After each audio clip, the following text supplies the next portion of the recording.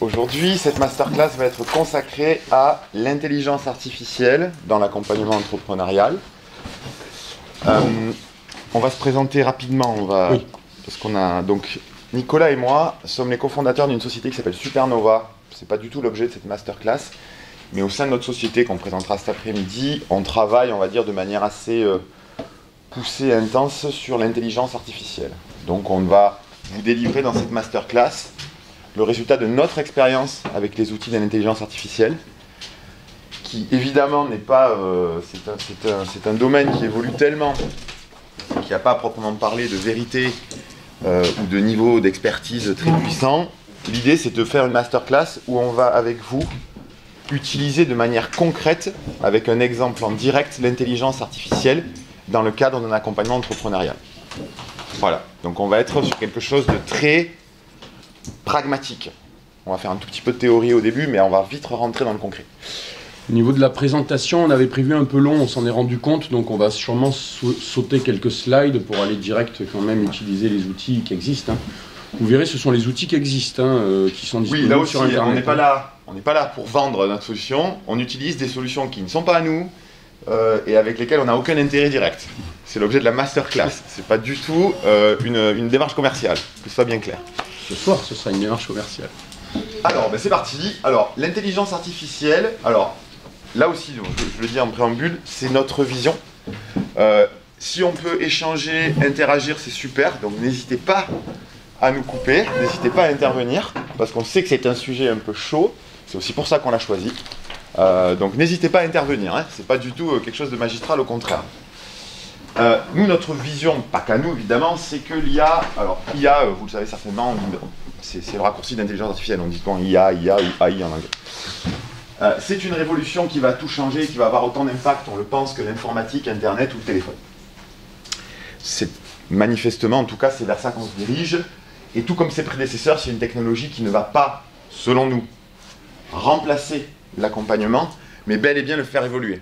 On va voir concrètement, parce que ce qui est intéressant, c'est de dire, oui, ok, mais évoluer concrètement comment? C'est-à-dire que moi, en tant que conseiller, qu'est-ce que je fais? Qu'est-ce que ça va changer dans ma vie? C'est tout l'objet de la présentation qui suit, donc on va accélérer. Bon, aujourd'hui, l'intelligence artificielle, c'est ça qui laisse penser qu'on est sur quelque chose, entre guillemets, de révolutionnaire, d'universel et d'important, c'est la croissance du marché. Le nombre de développeurs, le nombre d'entreprises, etc. Donc l'IA connaît une croissance assez phénoménale. Évidemment, tous les grands patrons de toutes les grandes entreprises tech ont leur bon mot sur l'IA, leur avis sur l'IA, la mettent en avant, etc. Donc on est vraiment sur quelque chose qui, selon nous, est prégnant. Bonjour. Salut. Ça va? Oui, ça va, je suis... Est-ce que tu as une place? Oui. Et l'IA, ce qui est intéressant, c'est qu'aujourd'hui, sans le savoir, elle est déjà présente dans notre quotidien. Pour ceux d'entre vous qui utilisent les réseaux sociaux ou qui consultent des vidéos sur YouTube, vous avez forcément remarqué qu'à un moment donné, les algorithmes vous proposent des choses qui ressemblent à ce que vous avez consulté avant. Bon, c'est les résultats, on va dire c'est l'exemple le plus simple d'IA. On va un tout petit peu vite parce que l'idée c'est d'aller dans le concret. Et évidemment, comme ses prédécesseurs, l'IA fait face à du scepticisme et de la résistance au changement, mais comme ses prédécesseurs. C'est-à-dire que on ne sait pas d'ailleurs qui a tort, qui a raison. Il y a des gens qui disaient, lors de la bulle Internet des années 2000, Internet c'est fini. Bon, ils se sont trompés, mais peut-être que nous nous trompons nous-mêmes en pensant que c'est une révolution et peut-être que ça va retomber. On n'est pas là, entre guillemets, pour faire de la philosophie là-dessus. En tout cas, c'est un constat. En gros, ce qui est intéressant avec l'intelligence artificielle, et c'est ça qui aussi est un point commun avec l'informatique, avec Internet, c'est que aujourd'hui, on n'a plus besoin d'aucune compétence technique pour l'utiliser. Il y a encore un an de ça, avant ChatGPT, etc., pour utiliser sa propre intelligence artificielle, il fallait en général soit utiliser une intelligence artificielle tiers avec qui on faisait ce qu'on appelle du machine learning, avec des outils de codage, ce qu'on appelle des datasets, des données.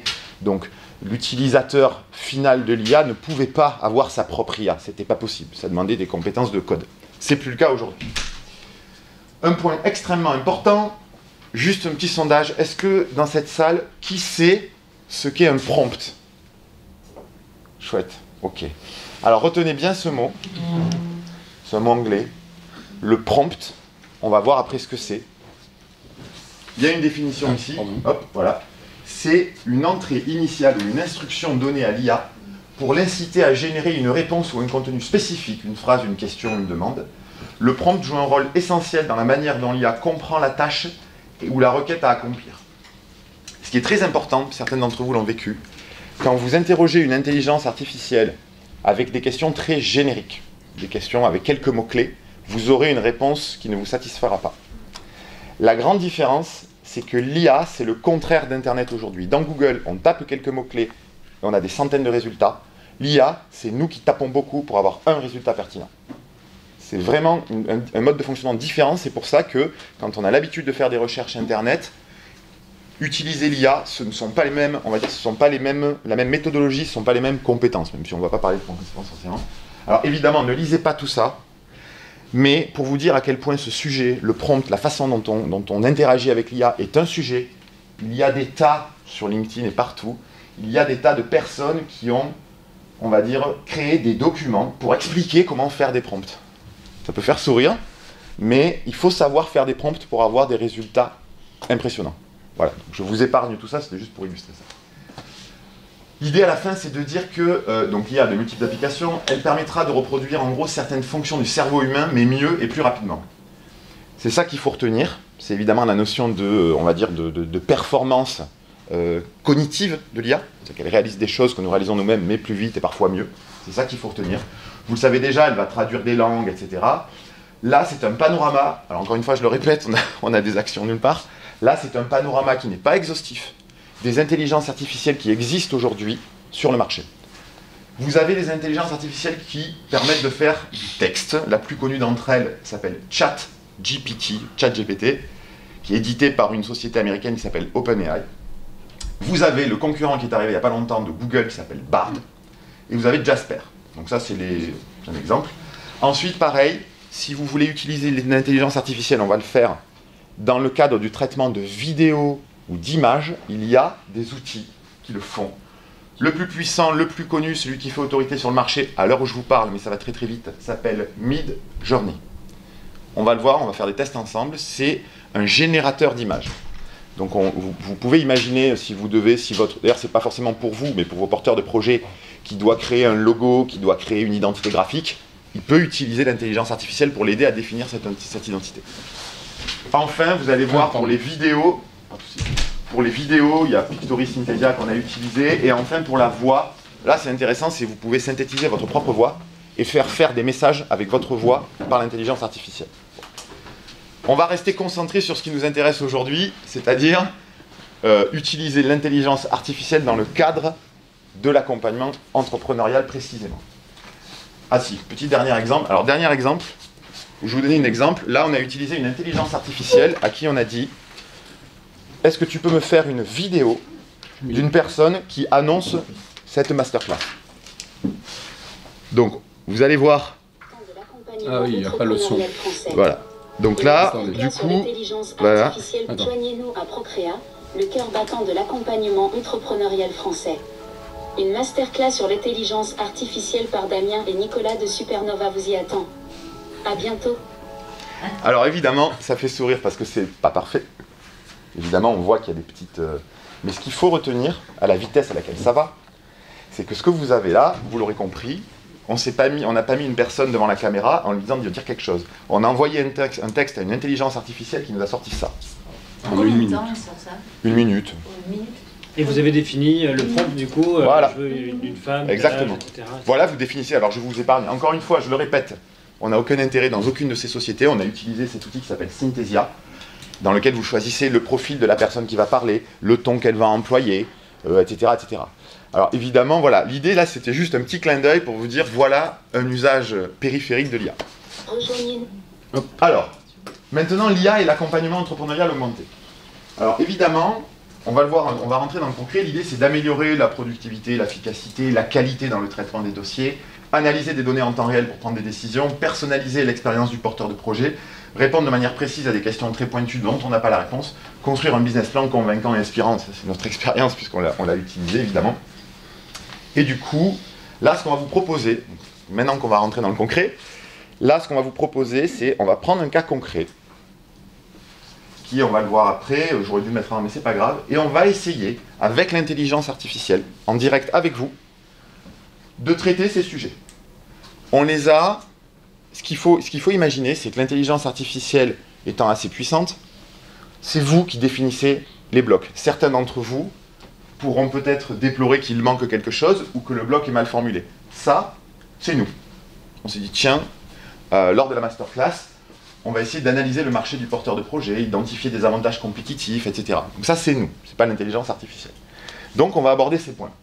Donc ce qu'on s'est dit, alors il y a de grands débats, mais vous pourrez faire votre propre expérience, évidemment.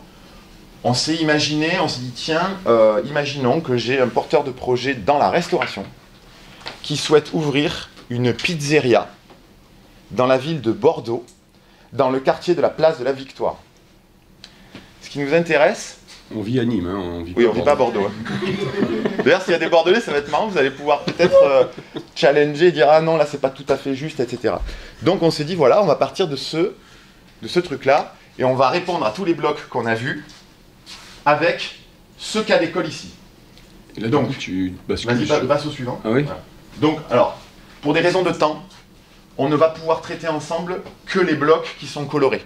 C'est-à-dire qu'on avait prévu plein de choses, et puis après, quand on a testé l'IA, etc., on a vu que ça dépassait niveau temps. Donc, désolé, mais bon, vous allez voir, je pense que dès le deuxième, vous allez pouvoir comprendre un petit peu de quoi il est question, et où se trouve l'intérêt. J'ai touché ton... Alors, ça va marcher, ça va marcher. Ouais. Est-ce que je peux faire une remarque? Bien sûr, bien sûr, bien sûr. Parce qu'il y a 2 jours, j'ai expérimenté ça avec un entrepreneur. Et à la fois, j'ai eu un sentiment de satisfaction parce qu'on travaille sur le plan de com. Parce que ça fait des mois qu'il ne s'y met pas. Je dis, bah, écoute, là, tu travailles sur ton plan éditorial. Je lui dis, on va demander à ChatGPT. J'ai décrit, j'ai essayé de faire un peu plus ou moins valable. Et à la fois, c'était très satisfaisant parce qu'il nous a fait le plan éditorial, les contenus des posts, enfin bref, tout. Donc c'était très satisfaisant, mais j'ai eu l'impression de tricher aussi. Je me dis, en fait, ça vient pas de moi, c'est... Mais je suis pas experte com, donc je me suis dit... Alors, c'est une bonne... On peut se tutoyer, ça vous dérange ça? Oui. Okay. On peut se tutoyer tous, ça va? Oui. Ok. Alors, tu as raison. Tu as raison, mais tu vas voir en fait que ce que tu dis est vrai. Mais tu vas voir que le talent, entre guillemets, la valeur, c'est de poser les bonnes questions et de donner la bonne information. Et ça, en fait, le porteur de projet qui n'a pas de connaissances en communication ou qui n'a pas de connaissances en études de marché, on ne va pas le faire là parce qu'on n'a pas le temps. Si tu demandes à ChatGPT, fais-moi une étude de marché à Bordeaux, il dira rien. Il dira, il va te sortir un long texte, pour faire une étude de marché, il va te dire ce que tu dois faire, mais il ne va pas te donner les éléments. Et c'est là qu'entre en jeu la notion de prompt. C'est-à-dire ta capacité à savoir lui poser les bonnes questions. Alors c'est parti, analyser le marché du porteur de projet. Alors, on va utiliser, oui, vous l'aurez compris, on va utiliser là une intelligence artificielle textuelle, générative, que beaucoup de gens connaissent et que tu as déjà cité, qui s'appelle ChatGPT. Alors voilà un exemple concret. Quand je vous disais, analyser, on est dans Word, hein, analyser le marché du porteur de projet, quand je vous disais qu'il faut savoir poser les bonnes questions, regardez le prompt qu'on a préparé. Je souhaite ouvrir une pizzeria à Bordeaux dans le quartier de la place de la Victoire. Je dois effectuer une étude de marché, peux-tu m'aider à réaliser cette étude? Si je m'arrête là, la réponse ne sera pas terrible. Je lui dis, voici ce dont j'aurai besoin. Marché de la restauration en France. Donc là, vous voyez, c'est moi, en tant qu'accompagnant, qui dit, tiens, j'aimerais bien avoir une étude qui commence par le marché national de la restauration, pour donner du contexte, et qui après va descendre. Donc je dis, marché de la restauration en France, taille du marché en valeur et tendance sur les dernières années, nombre de restaurants en France et tendance sur les dernières années, intensité concurrentielle, tendance des habitudes consommateurs, qui est une bonne information pour un porteur de projet, de dire finalement, est-ce que je suis décalé ou est-ce que je suis dans une forme de tendance si je fais du bio ou pas, etc. Zoom sur la ville de Bordeaux. Dynamique économique et démographique de Bordeaux, BTP, commerce, restauration, immobilier, encore une fois pour donner du contexte local cette fois-ci. Quelques chiffres sur le marché de la restauration de Bordeaux. Zoom sur le quartier de la place de la Victoire. Donc vous voyez, on descend dans le quartier. Typologie de commerce dans ce quartier, nombre de restaurants dans ce quartier, nom et style de cuisine des 3 restaurants les plus populaires de ce quartier. L'idée, encore une fois, c'est de créer du contenu, de la matière à la base de l'étude de marché. D'accord ? Extrêmement important dans les prompts, la fin. Peux-tu me rédiger une analyse complète en utilisant un ton professionnel très important, ChatGPT, il est sensible au style que vous lui demandez. Donc vous pouvez lui demander un style de réponse, donc un ton professionnel dans le style d'un analyste marketing, et surtout en donnant un maximum de chiffres à l'appui de chacun des points demandés. Donc là, je lui tords un peu le bras, je lui dis, ne me fais pas du vent, tu me sors des chiffres, même s'ils sont un peu vieux, etc., parce que ChatGPT s'est arrêté en 2021, mais ça va continuer. Donc du coup, vous allez voir un peu en direct. Alors, là, évidemment, c'est immersif, c'est-à-dire que là, c'est un petit peu rébarbatif, c'est-à-dire qu'on rentre dans le détail, mais le but, c'est quand même que vous sentiez et que vous voyez en direct ce que propose évidemment. Donc je vais dans ChatGPT. ChatGPT, c'est donc sur Internet, hein, voilà. On s'inscrit avec son adresse mail, c'est gratuit. Nous, pour les besoins de la démo, on a pris la version un petit peu améliorée, c'est ChatGPT 4, qui est la version payante, $20 par mois. Qui est, voilà, ils font en sorte qu'on est attiré pour avoir les meilleures réponses les plus pertinentes. Ce que je voulais juste préciser sur parce que ton script, ton prompt, il fait un peu peur, mais vous pouvez, à l'expérience, l'idée c'est de progresser soi-même sur les prompts et de faire des systèmes. Là, Damien a travaillé sur le prompt ultime pour avoir la réponse tout de suite qui va bien. Quand on apprend à utiliser ChatGPT, on va lui poser une première question, être déçu de la réponse, il faut rebondir. Et il garde l'historique de la discussion, et du coup, il fait de plus en plus de réponses pertinentes en fonction du sujet avec lequel on discute. C'est un peu reformuler. On lui demande de reformuler, on lui dit « Mais non, je t'avais dit 200 mots, tu m'as fait 1000 mots. C'est pour ça d'ailleurs que... Ah bah non, finalement, l'autre style était mieux. » Mais ça, c'est un point extrêmement important, c'est pour ça qu'on martèle avec ce sujet du prompt, c'est qu'en fait, c'est un cas concret qui montre que oui, c'est une intelligence artificielle, mais encore faut-il avoir on va dire une bonne méthodologie, un bon cerveau et de bonnes connaissances pour lui poser les bonnes questions. La réflexion, c'est l'humain quand même. Absolument. Lui, il a toutes les données, il va ressortir voilà. la scène, mais la réflexion, ça reste... Vous voyez le prompt que je vous ai lu là, j'y ai réfléchi. Ouais, en fait, il faut poser la bonne question. En fait. Bien sûr. Il faut demander de la précision. Oui, et il faut. Et tout ça, c'est un travail que vous faites et que je sais pas. Après, on peut faire une analyse. Mais est-ce que vous pensez que le prompt que j'ai écrit peut être écrit par un porteur de projet moyen qui n'a aucune connaissance sur les études de marché? Moi, je pense pas. Peut-être que certains oui. Après, si, il y a un truc un peu vicieux que je vous ai pas montré, c'est faire une première question à ChatGPT en lui disant « Peux-tu me dire les éléments que contiennent une étude de marché ?» Copier et lui dire maintenant donne-moi tout ça pour Bordeaux, on peut faire aussi. Bon alors c'est parti du coup. Donc là, on envoie le message, la mise en forme oubliée. Donc là évidemment, il va commencer à nous répondre. Bon, alors, je vais lire en direct, c'est un peu long, mais il faut se mettre dans le vraiment. Ou pas non. Il faut se mettre. Non, mais c'est pas grave. Il faut se mettre dans la peau. J'espère que le réseau est bon. Donc là, analyse du marché pour une pizzeria à Bordeaux, marché de la restauration en France. Donc taille du marché et tendance sur les dernières années. En 2021, le marché de la restauration était évalué à environ 90 milliards, avec une légère baisse, conséquence Covid, etc. Était en croissance constante à un rythme d'environ 1,5 par an. Vous voyez, il reprend tous mes points. Je ne sais pas si vous vous rappelez mon prompt, et il donne des réponses chiffrées. En 2021, il y avait approximativement 175 000 restaurants en France suite à la crise sanitaire 2020. Nombre d'entre eux ont malheureusement dû fermer leurs portes, accentuant une tendance à la baisse observée. Intensité concurrentielle, le secteur est très concurrentiel là. Bon là, il n'a pas pu donner de chiffres, il ne peut pas toujours en donner. Tendance des habitudes consommateurs, les consommateurs français sont de plus en plus attirés par la restauration rapide et de qualité. Les concepts éco-responsables et les produits locaux. De plus, il y a une demande croissante pour les options végétariennes et végétaliennes. Donc là, l'IA m'a quand même donné une information. Alors ceux d'entre vous qui connaissent la restauration ne seront probablement pas surpris. Mais l'IA m'a quand même donné une information extrêmement activable pour les échanges avec mon porteur de projet, sur qu'est-ce qu'il doit sourcer comme produit, etc. On continue, zoom sur le quartier, alors zoom sur Bordeaux. Dynamique économique et démographique, donc c'est ce que je lui ai demandé. Bordeaux, forte de sa population de plus de 250 000 habitants en 2021, est une métropole en plein essor. Ces dernières années, la ville a connu un boom dans les secteurs du BTP, du service, etc. etc. Grâce à la ligne LGV et tout. Ouais, donc voilà, il y a quand même, grâce à l'arrivée de la LGV, donc il y a une connaissance assez... Alors, évidemment, peut-être moins pointue que les gens qui habitent à Bordeaux, mais ça vous laisse imaginer la puissance. Bordeaux compte plus de 1500 établissements de restauration, avec un tourisme en constante croissance et la demande pour les offres de restauration variées est soutenue. Enfin, la place de la Victoire, pour ceux qui connaissent Bordeaux, c'est une place.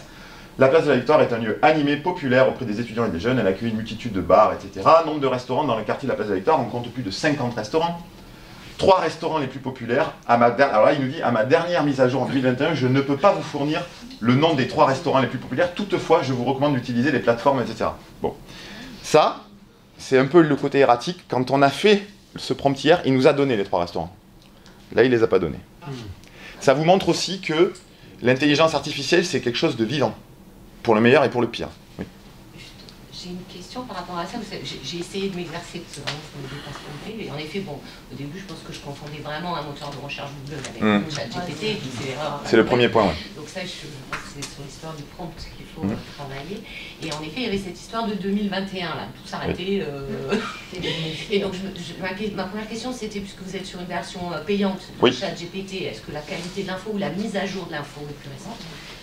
La qualité, oui, la mise à jour, non. Cette histoire de 2021, parce que là, déjà, on est en 2023, parce que notamment, je voulais voir sur un rapport d'activité 2022, les tendances éco, et bien sûr. il ne sortait rien. Et or, en 2022, sur le plan économique, il s'est quand même passé beaucoup de choses, crises, etc., l'Ukraine et compagnie.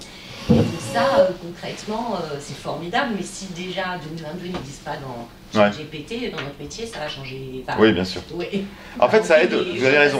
Vous allez voir, en fait, ChatGPT, c'est très intéressant pour des questions universelles et intemporelles, on va le voir. Ouais, voilà. Aide-moi à définir une campagne marketing, etc. Pour répondre à votre question, bon, nous, on ne travaille pas chez OpenAI, mais effectivement, ChatGPT s'arrête en septembre 2021, même la version payante. Donc ChatGPT 4 s'arrête en 2021. Là, du coup, on va continuer à garder notre travail encore un tout petit peu. Par contre, moi, je ne peux pas parler pour OpenAI, mais OpenAI dit que de toute façon, bon, ils se sont arrêtés en septembre 2021 pour cette bêta, mais que évidemment l'avenir, c'est qu'ils soient en direct, en live sur Internet, ce qui est le cas, parce qu'on a pris ChatGPT, mais si vous prenez Google Bard, lui, il est en live. Il ne s'arrête pas en septembre 2021, mais il est un peu moins pertinent. Voilà. Donc, la réponse, c'est, à mon avis, cette histoire de 2021 va disparaître dans les prochains mois. Après, c'est par rapport aussi à des données qui ont été données, que, par exemple l'INSEE et tout. Quand vous dites qu'ils pourraient donner, d'autres logiciels pourraient donner des données de 2022, c'est pas forcément fiable non plus, vous voyez ce que je veux dire? Ça dépend où il les prend, effectivement. On sait pas, voilà. C'est après, bon, OpenAI a fait un énorme... Alors oui. Là, ce qui me gêne, c'est qu'il n'y a pas de source. Ah oui, bien sûr, il n'y a pas de source. Mais après, vous pouvez lui demander les sources. Vous pouvez lui dire, mais d'où tu sors tes chiffres? Et il va vous répondre, c'est un rapport Xerfi, ce genre de choses. Il vous donne les sources, encore faut-il effectivement les lui demander. Ça sur la version payante. Sur la version gratuite, il dit qu'il ne peut pas citer les sources. Par contre, ChatGPT, sur la version Bing, où ils ont intégré ChatGPT, c'est la version 4. Et là, du coup, il donne les liens vers les sources. Ah, donc, très bien. Il faut se méfier des chiffres qui sont apportés, parce que les sources ne sont pas forcément données sur la version gratuite. D'accord. Non mais voilà, c'est... Et c'est là que le rôle de l'accompagnant a toute sa valeur. Mais c'est tout l'objet. C'est de pouvoir faire la différence entre le vrai et la proximité. Parce que le service est payant. Oui, tout à fait. Donc du coup, pour avoir ces données, il faut payer. Enfin, même l'IA qu'on va te... Bien sûr. Tout à fait. Il y avait une question là-bas. Excusez-moi. Non, c'est vous, j'en prie. Oui, non, mais c'était ça, c'était le sujet de la source, parce que ça m'évoque beaucoup de situations où on peut avoir des pitchs, où les gens décrètent des chiffres dans tous les sens qui vont toujours dans le sens de ce qu'ils veulent faire. Et puis derrière, on ne sait pas d'où ça vient, on n'est même pas sûr que l'étude ait été faite sérieusement. Je me demandais comment, j'imagine que ça va évoluer vers ça, mais comment c'était... Je pense qu'en fait, ce que vous décrivez là, c'est quelque chose qui, alors on n'en sait rien, c'est de la spéculation personnelle, mais qui devrait arriver à mon avis dans les prochains mois. À cette vitesse-là. Oui, ça va extrêmement vite. De toute façon, je crois qu'il y a une entreprise d'IA qui se crée tous les jours. Donc, si tu l'avais précisé dans ton front, en demandant qu'il y ait des sources qui soient données au fur et à mesure. Faudrait essayer, je ne l'ai pas fait. On va essayer, si vous voulez. On va essayer. On continue juste quand même. On va le noter, je ferai à la fin. Moi, j'ai un petit peu utilisé ChatGPT pour faire un peu de rédactionnel. Je parle un peu de ma vie, mais pardon, mais je lui ai demandé ce qu'étaient les qualités d'un bon conseiller en transmission d'entreprise, avec un métier. Je trouve ça hyper structuré, très bien fait. Je lui ai demandé de me parler du pacte Dutreil, un dispositif encore dédié à la transmission d'entreprise. Et il m'a dit que ça venait d'un gars qui était un sénateur qui s'appelait André Dutreil. C'est pas du tout le cas, hein. Mais je lui ai demandé, en fait, t'es sûr que c'est André Dutreil? Non, c'est pas André Dutreil. Ah, finalement, c'est pas André Dutreil, c'est Jean-Pierre Raffarin. Il tire son nom de Jean-Pierre Raffarin. Ok, il va falloir m'expliquer. Mais qui est Renaud Dutreil, qui est vraiment l'initiateur de cette loi-là? Ah oui, en fait, effectivement, je me suis trompé. C'est bien Renaud Dutreil qui nanani nana. Mais je pense que là où on a un rôle, nous, à jouer, en fait aussi dans l'accompagnement. C'est vrai que ça fait gagner du temps de dingue en fait d'utiliser ce truc-là. C'est impressionnant, c'est très structuré. Mais d'aller vérifier les chiffres, d'avoir un regard en fait professionnel sur le sujet, va nous permettre de modifier les choses, de valider les chiffres, d'aller chercher les sources. Absolument. Et puis de dire que c'est pas André Dutheil, mais Renaud Dutheil qui était ministre sous Raffarin, effectivement. Mais je pense qu'un jour ou l'autre, c'est sûr, il va plus se planter. Alors c'est ce que j'allais vous dire. En fait, c'est un point. Non mais c'est un point important. Il faut faire un peu attention. C'est un point important que tu soulèves. Effectivement, il y a dans ChatGPT des erreurs. Moi, j'en ai trouvé. Mais ce qu'il faut savoir, c'est qu'en fait, l'outil, c'est une intelligence artificielle, c'est comme une intelligence humaine, c'est comme un enfant, c'est-à-dire qu'il apprend. Donc tout ce qu'on est en train de faire avec lui et ce qui va arriver dans les prochains mois, il apprend. Oui. Et en plus, il remercie. Excusez-moi, et on a un problème avec une voiture qui bloque le passage. La Kia noire GK 439 GB31.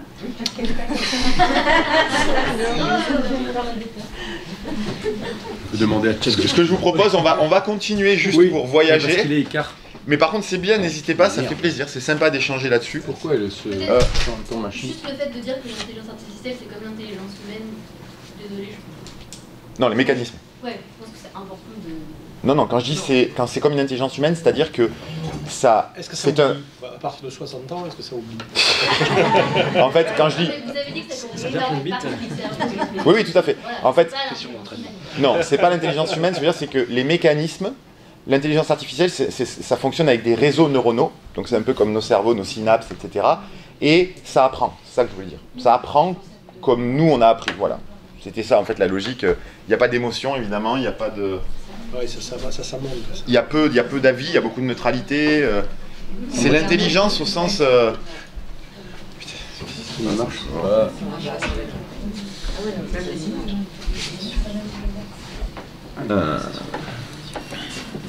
Ah, putain. Vas-y, refais. Touche plus. J'ai rien fait. Touche plus. Voilà. Alors, ce que je vous propose, c'est l'intelligence. On continue. On va continuer juste on va continuer juste en essayant de rester en immersion dans ce cas concret pour essayer de toucher du doigt. L'étape suivante, c'était identifier les avantages compétitifs les plus valorisés d'un secteur. C'est-à-dire que là, je lui dis merci, compte tenu de l'analyse que tu viens d'effectuer. Peux-tu maintenant me dire comment me différencier en tant que pizzeria pour augmenter mes chances de succès à Bordeaux, quartier Place de la Victoire? Liste-moi 3 avantages compétitifs à développer impérativement, notamment au regard des tendances consommateurs, en t'appuyant au maximum sur des chiffres du marché. Compte tenu de tes recommandations précédentes, peux-tu me donner une fourchette de prix à pratiquer en moyenne? Quel type de pizza je dois mettre en avant sur ma carte compte tenu des tendances consommateurs? Je radote évidemment, le prompt, vous voyez, c'est... précis. Voilà, j'insiste, je lui demande précisément ce que je veux. Et là, évidemment, avantage compétitif à développer. Donc évidemment, je crois que je lui en ai demandé 3. Donc évidemment, il en crée 3. Il faut lui en demander un nombre précis, donc c'est lui qui définit. Offre, voilà, il me dit déjà, différenciation, premier point, offre éco-responsable et locale. Et là, il justifie pourquoi. Comme évoqué, il y a une montée en puissance des consommateurs qui privilégient une consommation les plus responsables et locales. Selon une étude Ipsos de 2019, 77% des consommateurs français déclarent prêter attention à l'origine des produits qu'ils consomment. Donc là, il nous dit, voilà, compte tenu de cette tendance marché, ça peut être intéressant de se diriger vers des produits éco-responsables. Option végétarienne et végétalienne. Je ne vais pas vous lire le sujet, mais vous l'avez compris. Étude de YouGov de 2020, 30% des Français se déclarent flexitariens, 4% végétariens. Donc vous voyez, il me conseille une stratégie et il m'amène les chiffres qu'il connaît en appui de ça. Donc c'est quand même quelque chose qui m'aide à fourchette de prix, en gros entre 10 et 18 euros. Bon, c'est une grosse fourchette, c'est un râteau. C'est un râteau, ouais. Mais en tout cas, c'est pas 32, c'est pas 5. Et c'est là qu'on peut discuter avec lui, c'est dans cette fourchette-là, est-ce que tu peux être plus précis On peut lui demander, ouais. En fait, l'idée, c'est de vous dire, sachez qu'en fait, vous discutez avec une technologie qui a des connaissances, donc il faut l'utiliser, il faut lui poser des questions, il faut utiliser ses connaissances, tout simplement. Donc c'est de ce point de vue-là. Ensuite, type de pizza à mettre en avant, pizza locale, pizza végétarienne végane, pizza traditionnelle revisitée. Ce qui est intéressant par exemple avec cette question, c'est que je lui demande vraiment du concret. Je lui dis, voilà, sur ma carte de restaurateur, qu'est-ce que tu me conseilles de mettre en avant? Et lui, il me dit, plutôt ça pour les raisons précédentes, évidemment. Donc il y a une analyse quand même très intellectuelle du sujet. En prenant en compte les différentes attentes, en étant attentif aux attentes des consommateurs, vous aurez une proposition solide, etc., etc. Je vous propose, on va quand même continuer parce que j'aimerais vous montrer plusieurs choses après. Donc là, on continue notre chemin. Élaborer une stratégie d'acquisition client personnalisée. Donc là, je vais lui dire merci. Donc tu m'as donné des infos sur le marché, ok. merci, je dois mettre en place une stratégie d'acquisition client personnalisée compte tenu de tout ce que tu m'as dit précédemment, parce qu'il faut qu'il garde tout ce qu'il m'a dit avant. Peux-tu m'aider à définir 3 canaux prioritaires d'acquisition, 3 actions concrètes et opérationnelles pour chacun de ces canaux? Dis-moi ce que je dois faire vraiment dans la vraie vie. Tenir compte de mon budget marketing qui est de 5 000 €. Bon, j'ai mis 5 000 €, on peut mettre.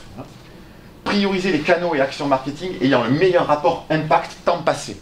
Parce que moi, je sais qu'en tant qu'accompagnant, mon restaurateur, il ne va pas passer des heures à faire du marketing. Donc, il a besoin d'avoir des actions à impact. Il n'a pas un budget pour sous-traiter à une agence. On n'est pas du tout dans ce genre de concept. On est dans du marketing concret, opérationnel, activable. Et enfin, je dis merci d'étayer tes réponses par des chiffres et tendances du marché et de numéroter chaque point en utilisant un ton professionnel du type analyse marketing, encore une fois. Donc là, vous connaissez maintenant l'histoire. Donc vous voyez vraiment le prompt, hein, précis, etc. Donc là, évidemment, canaux d'acquisition. Donc il me dit, en premier lieu, réseaux sociaux. Selon une étude de Médiamétrie en 2021, 84% d'internautes français âgés de 15 à 24 ans sont présents sur au moins un réseau social. De plus, Instagram et Facebook restent des canaux puissants pour la promotion d'entreprises locales. Partenaires locaux, collaboration avec d'autres entreprises locales, etc. Bon, là, c'est un peu plus évanescent. Plateforme de réservation en ligne. Bon, voilà. En 2020, selon une étude TripAdvisor, 94% des consommateurs étaient influencés par les avis en ligne lors de la décision de choisir un restaurant. Donc, vous voyez, il me donne quand même des premières choses à faire pour monter en selle. Ensuite, réseaux sociaux. Actions concrètes pour chaque canal. Réseaux sociaux. Publication régulière, publier du contenu attrayant. Alors, excusez-moi, parce que du coup, c'est... Oui. Il continue à écrire. Vous voyez, il me donne quand même des actions extrêmement précises. Budget approximatif, 500 € pour les contenus. Publicité ciblée. Donc ça, c'est du ad. Utiliser la publicité payante pour cibler les habitants de Bordeaux et les touristes potentiels. Budget approximatif, 1000 € pour une campagne de mois. Vous voyez, il donne quand même des éléments extrêmement concrets. Jeux concours. Organiser des concours pour gagner une pizza gratuite. Vous voyez, on est vraiment... Ensuite, partenariats locaux. Je ne vais pas tout vous lire. Mais vous voyez, quand je lui demande une stratégie en 3 points, pour chacun de ces points, des actions concrètes, sachant que j'ai un budget, il me sort tout ça. Donc vous voyez, parce qu'il a des éléments pour me répondre. Priorisation impact temps passé, réseaux sociaux en premier, plateforme de réservation ensuite, et partenariats locaux, ce qui peut d'ailleurs assez être compréhensif, puisque cette partie-là est vraiment de la relation physique. Et donc là, évidemment, à chaque fois, il fait une conclusion. Ce que je vous propose, et on va finir avec ça sur la partie texte, parce qu'après, je voulais vous montrer aussi la partie intelligence artificielle vidéo.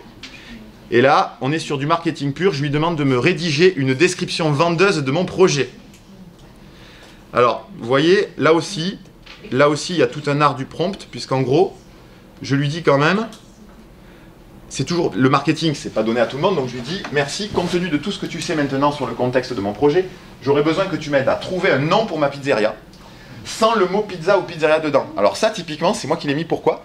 Parce que quand j'ai posé la première fois la question, il me sortait pizza popo, pizza. Et je me suis dit, tiens, c'est pas très original, donc je refais un prompt dans lequel je lui dis, ne me mets pas le mot pizza dedans, sois original. Et je lui dis, ainsi qu'une phrase de proposition de valeur, j'ai précisé slogan, si je veux avoir sur ma carte ou sur ma devanture, fais-moi 4 propositions dans 4 styles différents. Un style humoristique décalé, évite les jeux de mots faciles, sois subtil et élégant dans le genre de Sacha Guitry. On en parlait hier soir. Donc je lui demande, parce que pourquoi je lui dis ça? Parce qu'au début j'ai dit humour décalé. Honnêtement, les goûts et les couleurs sont propres à chacun, mais il m'a sorti des jeux de mots qui étaient un peu jeux de mots faciles, un peu qu'on a entendu 1000 fois. Donc c'est pour ça que je lui dis sois subtil et élégant. Voilà. Style évoquant une haute qualité gastronomique, style évoquant la convivialité et l'excellent rapport qualité-prix, et style évoquant la rencontre de l'Italie et de Bordeaux. Donc vous voyez quand même dans le prompt, et je lui dis de faire pareil pour une description. Donc là où je lui dis tu me fais un pitch, c'est-à-dire quelques mots, et tu me fais la même chose pour une description longue si je dois l'envoyer dans la presse ou que sais-je. Voilà. Proposer une charte de couleurs pour mes cartes, mon site internet et mes réseaux sociaux. Donne-moi les couleurs et codes RVB. Alors ça c'est juste moi, parce que comme on fait du dev, je sais qu'un graphiste, on a besoin de lui donner des codes couleurs. On ne lui dit pas rouge, on lui dit le rouge avec les 3 chiffres. Bon, ça c'est moi qui le sais, mais en justifiant ton choix par une analyse qualitative. C'est-à-dire que je veux qu'il m'explique pourquoi il me propose ces couleurs. Pourquoi celle-là et pas d'autres. Et enfin, une description un peu plus longue de 300 mots qui raconte l'histoire pour chacun des 4 styles proposés précédemment. On va pas tout lire, mais regardez juste pour le plaisir du résultat. Mais vas-y. Donc là, évidemment, le système des bullet points, etc., ça l'aide beaucoup. à structurer les choses. Donc c'est pour ça que faire un prompt avec des bullet points, comme vous l'avez vu, en fait, le prompt, moi, je le prépare toujours à l'extérieur. Je le fais pas, je le fais dans Word ou dans un corps de mail, etc. Humoristique décalé. Non, belle patte. Slogan, où la finesse est une seconde nature. Non, doré et fondant, l'art culinaire en chaque tranche. Non, cœur de quartier, saveur authentique, sourire garanti. Non, Bordeaux Béné, quand la botte embrasse la belle endormie. C'est... Alors attention, ce que vous avez là... Embrase, tu as raison, pardon. Embrasse ou embrasse? Mais ça pourrait être embrasse. Ça pourrait être embrasse. Mais vous voyez, certaines de ces propositions vous ont peut-être fait sourire, mais dans ce cas, il faut lui dire, écoute, excuse-moi, mais belle patte, trouve-moi autre chose. Par contre, j'aime bien ici, donc change-moi le nom, mais garde-moi... On peut vraiment lui dire ce qui nous plaît, ce qui nous plaît pas, et donc affiner, affiner, affiner, jusqu'à avoir la réponse. Si on descend, pitch en 10 mots, donc... Style humoriste décalé, la gastronomie avec une pointe d'humour et une pincée d'élégance, pas terrible je trouve. On peut lui dire, c'est pas du Sacha Guitry, fais-moi du Sacha Guitry, on peut lui dire. Style évoquant une haute qualité gastronomique, ingrédients raffinés, expertise culinaire, chaque bouchée est un délice. Style évoquant la convivialité et l'excellent rapport qualité-prix, convivialité, qualité des prix doux pour des moments savoureux. Et enfin, style évoquant l'Italie, Italie rencontre Bordeaux, fusion gourmande de culture et saveur. Bon, encore une fois, et là voilà, charte des couleurs, donc il me propose un rouge bordeaux, un vert olive, un beige toscane, et un or gastronomique, vous voyez, avec les codes. Et là il m'explique pourquoi. Vous voyez? Donc il fait un premier travail de graphisme et d'identité visuelle. Bon, on va un peu, je vais pas faire tout vous dire, mais vous voyez, les 4 styles que je lui avais demandé, je lui ai dit, maintenant tu me les fais aussi pour une description un petit peu plus longue de mon restaurant, que je voudrais donner autour de moi. Au cœur de Bordeaux, Belle Pâte offre plus qu'une simple tranche de gastronomie. C'est une expérience raffinée avec une pointe d'humour inspirée par les mots d'esprit de Sacha Guitry. C'est pas terrible ça. Ouais. Là, il faudrait lui dire de Oui, alors voilà, point important, je vous le disais, quand on a testé les prompts avec Nicolas hier et les jours précédents, on n'a jamais eu les mêmes réponses. Donc en fait, c'est ça, quand je vous dis l'intelligence artificielle, c'est quelque chose de vivant, c'est qu'en fait, on ne peut pas... comme je vous disais tout à l'heure, il nous a pas sorti les 3 restaurants les plus populaires de la place de la Victoire, alors qu'hier il les avait sortis. Donc vous voyez, c'est pour ça, et c'est d'ailleurs un point de cette masterclass qu'on ne fait pas, c'est qu'il faut évidemment rebondir. Voilà, reformule-moi, c'est très important. C'est extrêmement important d'interagir pour obtenir les résultats que l'on souhaite. Donc là, Nico, reformule-moi les versions humour et décalé. Le monsieur te dit... Non mais c'est ça, c'est ça. Et décaler davantage dans le ton de Sacha Guitry. C'est avec un C, je crois. Oui, c'est avec un C. On est comment niveau temps? Parce que je voulais quand même finir sur... Guitry, tu l'écris comment? On est à 25. Guitry. G-U-I-T-R-Y. Hop, on va juste voir si ça... Bien sûr, j'ai tenté de m'inspirer de l'esprit piquant et du ton élégant de Sacha Guitry pour les propositions humoristiques et décalées. Bon, il n'a pas compris. Il n'a pas compris, non mais c'est intéressant. Il a pas compris, c'est-à-dire que lui il se dit, il croit qu'on veut que Guitry, le mot Guitry figure dans le truc, c'est pas ça. On veut qu'il fasse dans le style de Guitry. Bon. Ceci dit, là où la fin justifie les moyens... On est pas mal, Là où la fin justifie les moyens, c'est vrai. Mais bon, vous voyez, il faut effectivement interagir. Nous, on avait préparé tous les prompts pour vous montrer la qualité qui peut sortir, mais le cœur, c'est évidemment l'échange, en tout cas le travail avec l'IA. Et pour, si je dis pas de bêtises, pour finir, alors on va faire un dernier. Ok, maintenant, tu connais mon projet. J'aimerais que tu me listes les 3 principales barrières à l'entrée en faisant une analyse locale compte tenu du fait que mon projet est à Bordeaux, quartier Place de la Victoire. Il ne faut pas hésiter à repréciser. On est loin de la recherche Google, là c'est l'inverse. Hein. C'est nous qui tapons. Les risques inhérents à mon projet avec la même logique que le point précédent. Et surtout, bon, comment diminuer ces risques? Là, je te demande d'être très concret, j'ai besoin d'un plan d'action clair. Là aussi, il faut le forcer, entre guillemets, à sortir de la philosophie et à me proposer des choses hyper concrètes. Donc l'analyse derrière l'entrée et les risques est cruciale pour le succès de tout projet entrepreneurial. Merci. Voici une évaluation centrée sur votre projet à la Place de la Victoire. La Place de la Victoire à Bordeaux est un endroit animé avec plusieurs établissements bien établis. Ces restaurants ont déjà une clientèle fidèle et une autorité locale. Donc concurrence établie, c'est sa première barrière. Deuxième, exigence réglementaire et administrative. Bordeaux, comme beaucoup d'autres villes françaises, peut avoir des réglementations strictes, etc. Coût de démarrage et de fonctionnement. au-delà de l'achat ou de la location, donc là il nous donne, en gros il nous dit selon lui, ces 3 barrières d'entrée, risque, volatilité de la demande, qui justifie, difficulté d'adaptation aux préférences locales, gestion financière, action pour diminuer ces risques, c'est là que c'est intéressant, offrir des promos, bon, face à la concurrence établie, comment m'imposer face à la concurrence, offrir des promotions d'ouverture pour attirer une clientèle initiale et obtenir des avis positifs, organiser des événements spéciaux ou des partenariats avec des entreprises locales pour se forger une notoriété rapidement, surmonter les exigences alimentaires, bon, consulter un expert local ou une agence spécialisée pour vous guider dans le processus, etc. Maîtriser les coûts, établir un budget clair avec des provisions pour les dépenses imprévues, envisager de louer du matériel, etc. Répondre à la volonté de la demande, mettre en place un programme de fidélité pour encourager les clients à venir, obtenir régulièrement des retours d'informations. Ça fait un peu écho à ce qu'ils nous avaient proposé sur la stratégie marketing, les retours clients avec TripAdvisor, etc.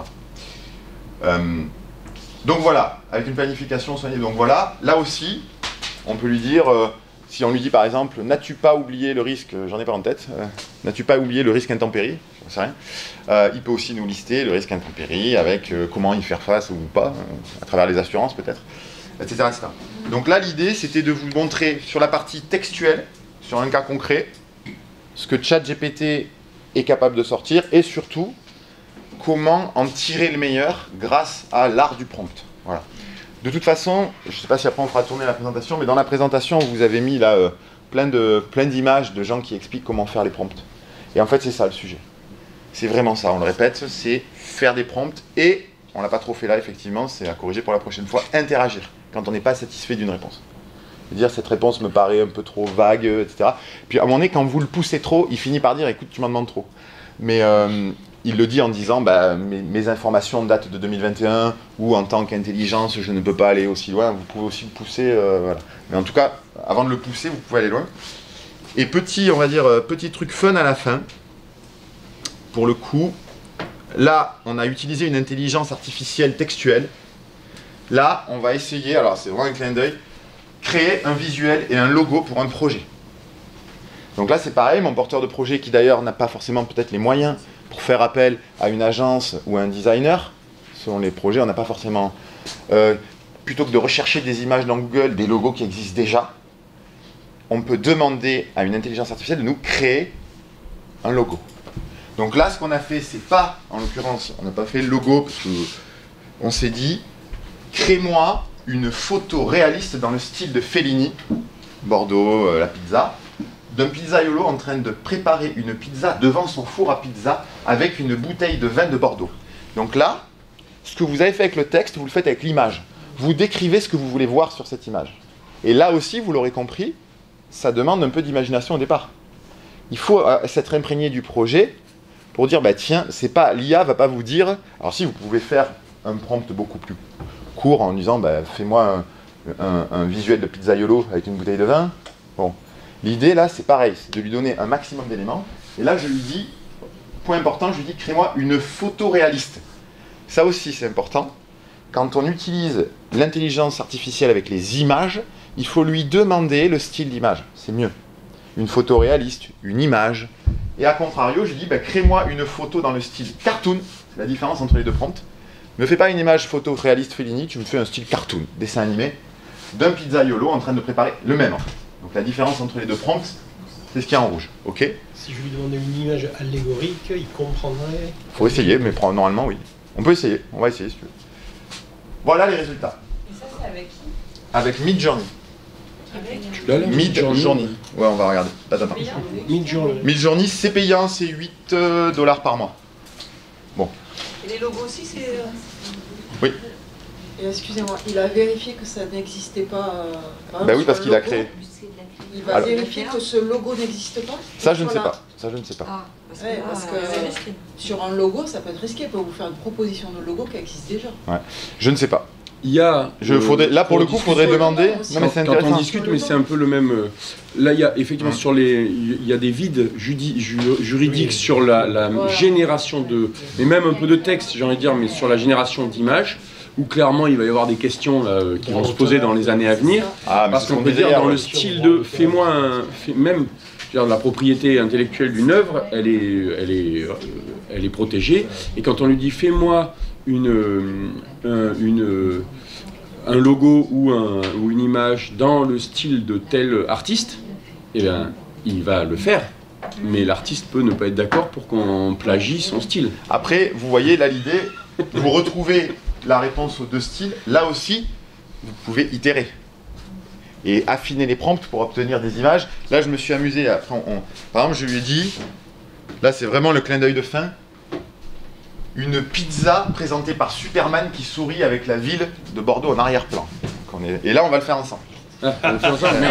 Alors, vous avez une réponse, mais par contre, vous allez le voir en direct. Parce que, en fait, pour tout vous dire, je l'avais fait et je l'ai collé derrière. Pardon. C'est bon, ça va revenir. Je l'avais fait et je l'ai collé derrière. Parce que je me suis dit, si jamais on a des problèmes de réseau, si jamais ça répond pas bien, plutôt que tout le monde attende en se tournant les pouces, je vous montre le résultat. Alors, ce qu'il faut savoir, c'est un point particulier. Midjourney, pour le coup. Il faut que tu sortes de la présentation. Vous allez voir, c'est là qu'on voit le côté. Ouais, je sais. C'est là qu'on voit le côté. Est-ce que vous connaissez, est-ce que certains d'entre vous connaissent le logiciel Discord? Alors, ce qu'il faut savoir, c'est que Midjourney, ça vous montre un petit peu d'ailleurs l'état d'esprit des programmeurs dans l'intelligence artificielle. Midjourney, ils n'ont même pas fait d'interface de logiciel. On poste des messages dans un canal Discord. Et le canal Discord répond avec un robot. Donc ils n'ont même pas pris la peine de faire un logiciel. Vous imaginez l'état d'esprit du truc. Et ça, évidemment, pour le coup, c'est pas de souci parce que ça marche, vous allez voir, c'est phénoménal. Mais c'est pour ça que j'ai bien fait de faire mon... Je me doutais que ça allait être compliqué. C'est quoi, on n'a pas internet là? Je sais pas. Bon, je pourrais pas vous montrer, c'est pour ça que j'avais bien fait... Non, il veut pas. Il charge pas. Ah si, voilà. Alors regardez, là on est vraiment pour le coup, quand je vous parle de prompt dans Midjourney, alors là qu'est-ce que vous allez dire, mais qui c'est tout ça?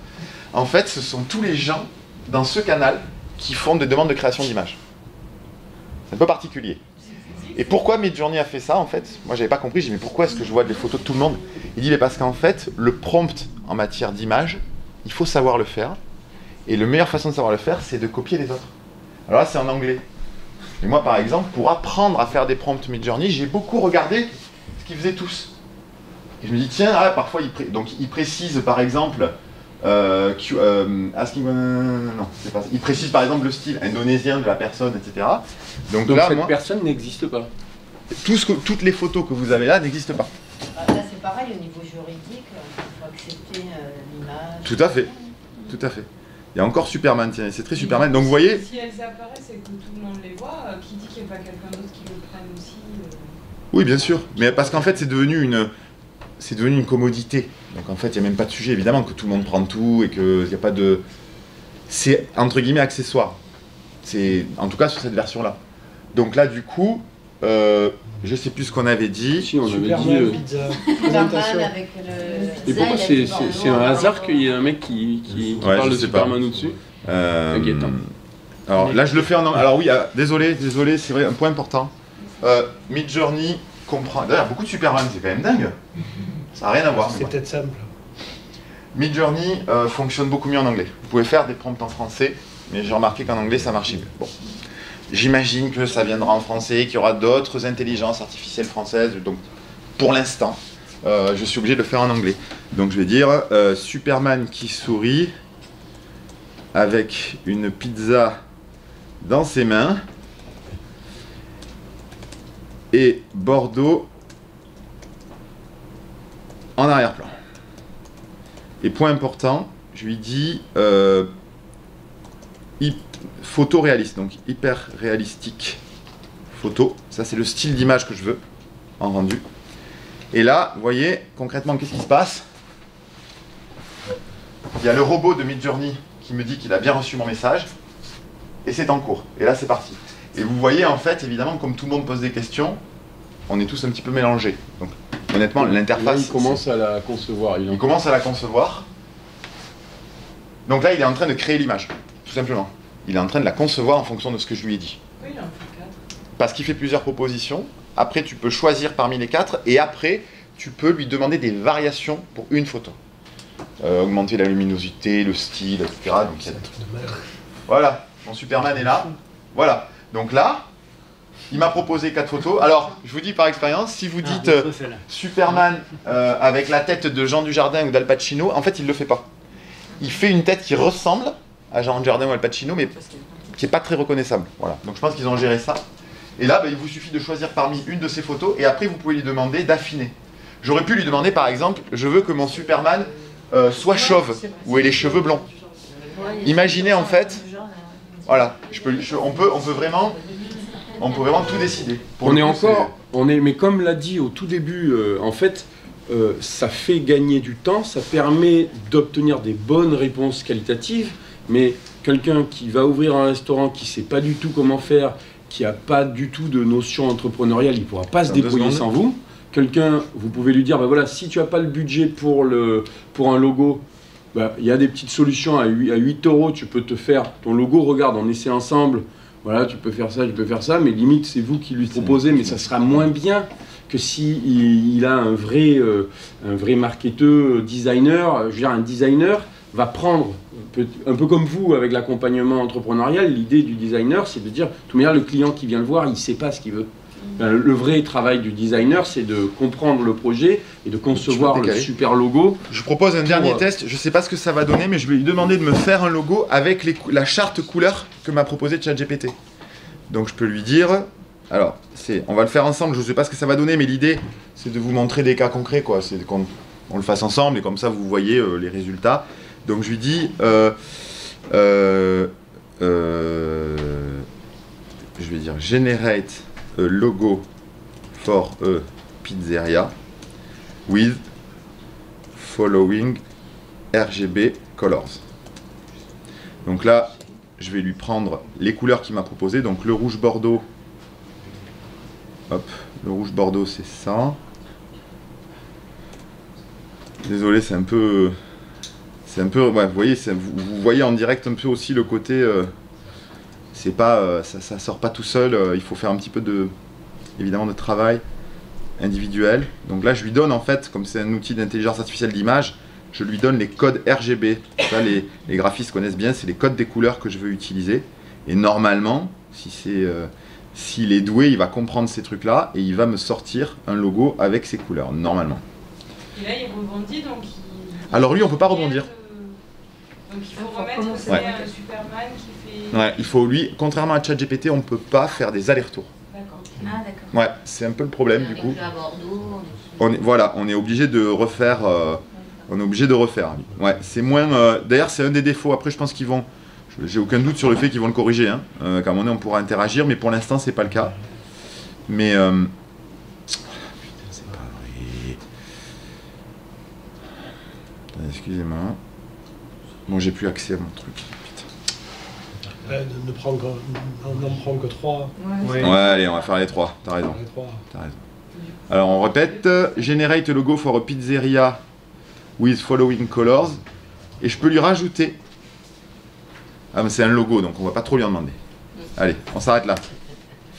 C'est parti. Donc là, il y a une salle qui a Ouais, après ils ont... ce qui est intéressant, bon, vous voyez l'usage là pour le coup de Midjourney est quand même assez erratique, hein. On n'est pas sur une belle interface que pour nous, c'est un peu le... On a toujours l'Indonésien avec son système de... Bon voilà, pas tout à fait, pardon, excusez-moi, il en est à 46%, il vous dit où est-ce qu'il en est en fait.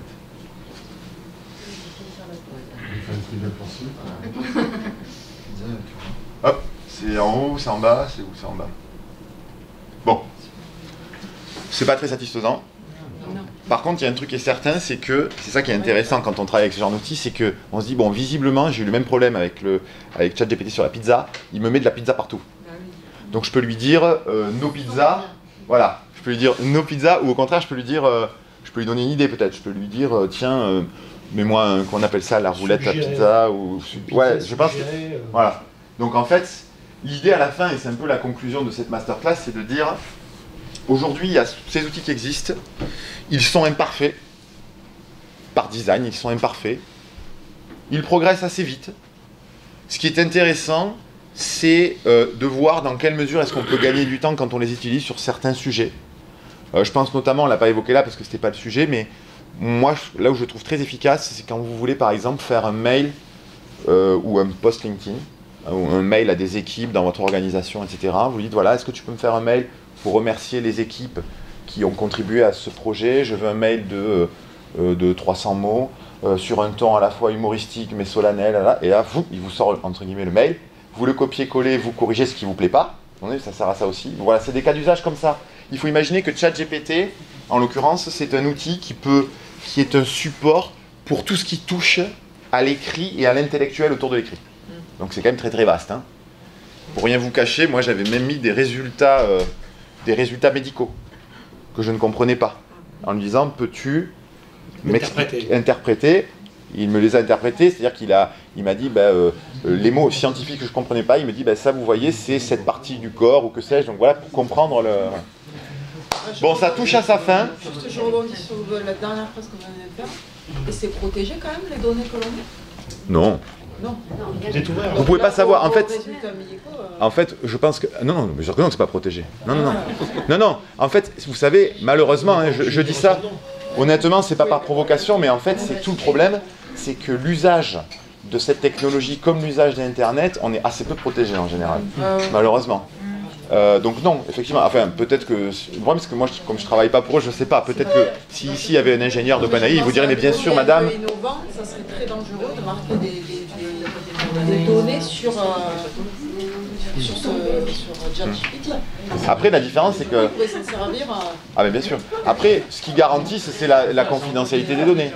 Ils vous le garantissent, mais comme tout site internet. Après, moi je pense pas. Merci à toutes et à tous. Merci à vous. Merci à vous.